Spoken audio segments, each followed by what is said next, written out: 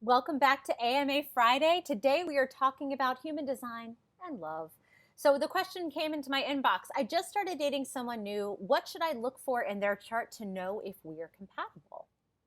So there are no placements in human design that are automatically compatible with other placements because we're so much bigger than any one placement in our chart, right? So what I want to encourage you to do when you think about the idea of compatibility, extend it to think about like where are areas we might complement each other, where are areas there might be potential for conflict, and get curious about those things. Start thinking about how am I wired, how is this other person wired, and how do I see their chart through the lens of compassion and empathy, and hopefully they're also wired to see yours in that same way. So I'm going to teach you the 5 laws of chart synastry to kind of help you make sense of what you're looking at and what that means for the energy of your potential relationship. So the first law of chart synastry is basic human design energetics. So human design is premised on the idea that when we're around other people, we're exchanging energy with them. So if I'm around someone, for example, I have a predominantly open chart. I have 3 centers that are closed. If I'm around someone who happens to have 1, 2, or 3 of those centers open, my closed centers are temporarily closing that center in them when we're in each other's energy, right? The closed energy or the defined energy dominates, right? So I'm closing things for people that they have open. And the reverse is true. If they have something closed in their chart that I have open, they're going to temporarily close that for me. So when we're together, there's the chart we each have individually, and then this chart that we're making together that's a combination of all our closed energies. So this applies to centers, it applies to gates, and it applies to channels. Now, another foundational aspect of human design chart energetics we need to keep in mind is when we look at someone's chart, we're only looking at half the story. So each one of us is a combination of nature, how we are wired, right? And then nurture, our relationship to that wiring. So from the time each of us exits the womb, we have parents, family, friends, classmates, teachers, strangers, friends, society in general, telling us who we should be and how we should be and what we should aspire to. And that conditioning, influence, messaging, programming definitely conditions and colors the way that we view ourselves, the way we view the different aspects of our energy, whether we view something as an asset or a deficit of ours, whether we have a comfortable, healthy relationship with something, or whether something feels really challenging or acrimonious or prickly in us, right? And so when we're dating someone, when we're getting to know someone, we can maybe look at their chart. We can get the birthday, place, time. We can run their human design chart, but we have to keep at the front of our brain just the reminder that we're only looking at part of the picture, and we're not going to really understand fundamentally that other person's kind of connection to those placements in their chart until we get to know what their conditioning is as well. So I always want to like just flag that for you to keep that in the back of your mind, because when we're entering into that energetic space, remember a moment ago I said there's your chart, there's their chart, there's the chart you're making together. It's not just our placements that are influencing that energy, but the conditioning we're both bringing to the table as well. So the remaining laws of chart synastry really describe and define how that definition, like our definition defining things for our partner, our partner's definition defining things for us, it compartmentalizes it into 4 different categories, right? So the second law of chart synastry is the law of companionship. And this is where you've got something that's companionable to your partner, right? So you have the same gate activated, or you've got the same channel defined. And that's potential for synergy, for companionship, for a shared experience. Maybe that indicates that you have a same character trait, or something that you both value, or something that you both have like a same like tolerance for or aptitude for, right? So it can indicate a place where you're going to have like communion and connection. That said, I hate to keep bringing in the specter of conditioning into here as well. It's like the ghost that's going to haunt this PowerPoint, if you will.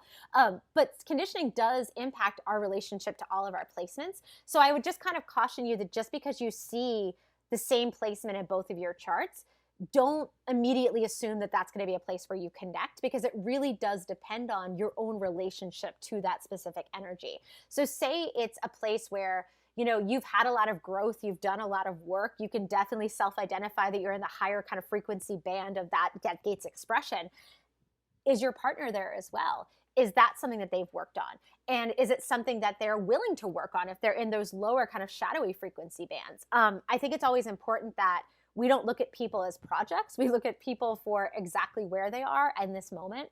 And obviously through the lens of curiosity and compassion. But I think we just want to remember that just because we have the same placement as someone else doesn't automatically mean there's going to be synergy there. It may actually be a point of contention if you're in the kind of compassionate, empathic, grace kind of space of that energy, and they're still in the insecure, like fear-based kind of anchored shadow of it, right?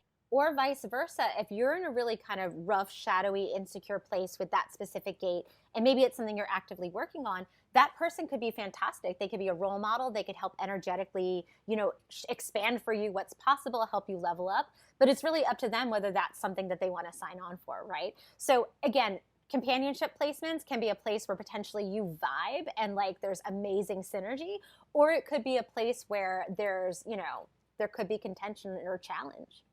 Which brings us to the third law of chart synastry, which is the law of compromise. So this is where things start getting a little bit tricky. When you have something in your chart, like say a full channel activated, and the other partner only has one of those two gates, the person who has the full channel's energy, they're going to be the one who compromises or influences the way the other person with only one half of that channel experiences that channel's energy. So it's like the full expression of the channel kind of compromises or influences the way the other person then experiences the gate that they don't have activated, because that's a new experience, that gate's energy.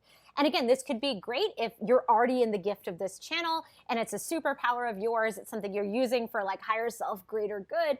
But it could be really tricky when the specter of, conditioning comes in and shows you that maybe this is out of balance. Maybe, if the person has kind of again, if they've got a lower frequency expression of this channel, you might find yourself sponging, mirroring, magnifying that back, because again, that's one of those fundamental energetic laws of human design, is that when we're around someone who has something closed, we have open, we tend to sponge, mirror, or magnify a lot of times along the way to figure out what our own unique expression of that energy is. So one of the things we just want to keep in mind is, how is that person's channel manifesting, and are we cool kind of marinating ourselves in the energy of that channel's expression? Because again, it could be an amazing expansive experience for us where we kind of step into the gift of something we don't normally have access to, or it could bring up stuff in us that we're like, this is prickly, this is uncomfortable, this is not part of my energy that I'm used to kind of engaging with. So again, compromise is where if you have a full channel activated and the other partner only has part of that channel, they're going to experience basically that channel's energy through the lens of you and your experiences with that channel, and vice versa.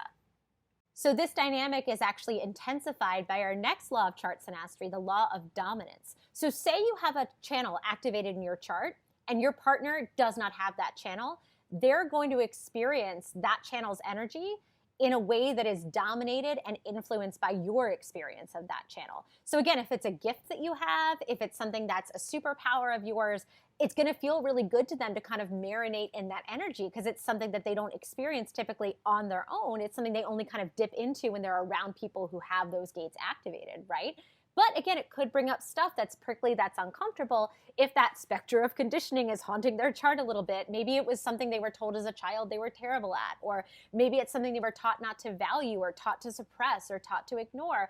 It could bring up prickly feelings for them, and vice versa. When we're around people and they're making channels for us that we don't typically have activated, it can be amazing, or it can be really uncomfortable. Like an example of this, I don't have gate 23 or gate 43 in my chart that goes from the mind to the throat. One of my really close friends has both. She has the channel of structuring.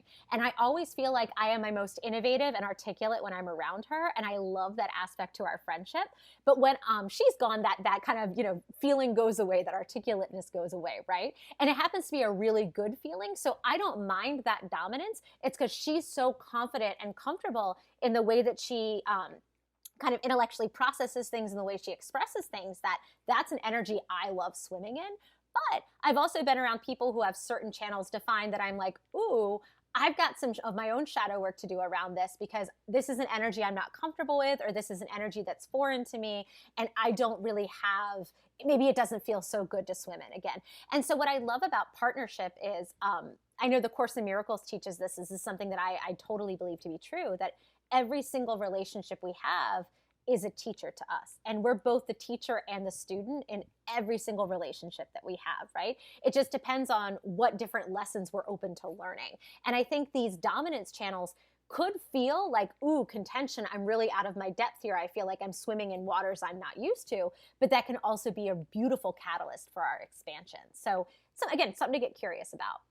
And then the final law of chart synastry is the law of electromagnetism. So this is when you have a gate and your partner has a gate, and when you're in the same room, you're actually creating a channel together that neither of you have on your own. And this is really cool because it either creates like a magnetic spark where you feel really drawn to that person, or again, if the specter of conditioning is haunting, our charts or haunting the relationship, it could bring kind of a repellent feeling. Like if you try to hold two magnets together and you've got the wrong polarity facing each other, they actually physically push each other apart. That's what the law of electromagnetism kind of states. So another thing you want to look for is what channels do you make together and what is the feeling that those create when you're around each other? Does it feel really good and really expansive? Or is it maybe are you getting that repellent feeling? And again, it's not an indictment of who you are as a person or who that other person is as a person. It's just the quality of your energy together, and you can decide whether you want to use it as a catalyst for growth or whether the discomfort is just too much and not what you're looking for in the moment. And because there are no quote unquote good placements or bad placements or compatible placements even, I want you to keep the 3 questions at the bottom of the slide, like front of mind when you're looking at your charts together. How does this combination of energy feel? What does your energy bring out in them? And what does their energy bring out in you? And again, how does that dynamic feel? So again, what is this person close for me? What do I close from them? So consider this like your cheat sheet. What gates and channels do we have in common? That's companionship connections. What channels do they have that I have half of? And vice versa. Those are your compromise connections. What channels do they have where I don't have either gate, where they have that kind of dominant energy, those dominant connections? And then what channels do I have where they don't have either gate, where I have the dominant energy? And then finally, what channels do we make together where we each carry half of that channel? So those electromagnetic connections. And again, there's none that are good or bad. It's more of how does this energy feel and like what does this synergistic kind of connection of energy bring out in each of you. Now, this is not going to surprise you at all, but we're only scratching the surface in this video. There are tons of other aspects of the chart you can also consider. The lines the different gates are on. Every line in human design, we've got the lines that create our profiles, but we also have the lines that each of our gates are activated on. Each of those lines has a bonding strategy, a security strategy, and an emotional resonance frequency. And so think of it as the gate plus the line together equals like the vibes of how that thing could potentially be expressed. So that's another place where you want to go if you want to go way down the rabbit hole. Take a look at like how their gates are distributed across the lines and what are the bonding strategies, security strategies, and emotional resonances of those specific lines. There's also really specific profiles, gates, and channels that are kind of wired to seek long-term partnership. Again, the specter of conditioning haunts this. It depends also on their conditioning around long-term partnership, right? But maybe the conditions are right to want to seek longer-term connections with people. And there are specific placements that are wired the opposite of that as well. There are also specific placements that have, provider energy, caretaker energy. They may even desire children. And again, I hate to always, it's never a zero-sum game. It's never like if they have this, then they're going to want kids, etc. But there's things to look for that like increase the possibility that that might be something that that person is open to. And again, like keeping an idea in mind or keeping these kind of qualities or these areas in mind, if you do decide to kind of stumble down those rabbit holes, always remember, how does the energy feel? What is your energy bringing out in them? What is their energy bringing out in you? So if you've been watching this video and you're like, oh my God, this is great, but it's a lot to consider, I'm a little overwhelmed, I totally got you. Chart synastry readings are like one of my favorite things to do. I love nerding out with people and looking at like where the intersections are between the chart, where you complement each other, where there might be areas of easy compatibility or areas that you want to get curious about, get compassionate about. And if you're interested in booking one, just go to interiorcreature.com. Click on the link at the top of, there's like a little menu bar, click on the link that says book a reading, and then scroll down past like the packages, past the individual readings. There's a section called additional readings offered, and you'll find the chart synastry readings under there. And it doesn't just have to be for a potential romantic partner. So remember, when we're in a relationship with anyone, whether it's platonic, professional, romantic, familial, there's our chart, there's their chart, and there's the chart of our relationship. So that's the thing that we can look at in a chart synastry reading. It could be with a sibling. It could be with a family member, like a parent. A lot of my clients have gotten healing looking at the charts of parents they're estranged from, or charts of exes, or charts of, that person that you used to be close to and you've grown apart with. A lot of times too, that can give some insight, some clarity into the dynamics of the relationship that you had together. So that is it for this Friday. If this was helpful to you, let me know in the comments. And if you have questions for next week's AMA, I am dying to hear from you. Drop me an email at interiorcreature@gmail.com. You can DM me on Instagram. I'm at interiorcreature. And I will be back here next week for as long as you need me, answering your questions about your charts. Until then, I will see you next week.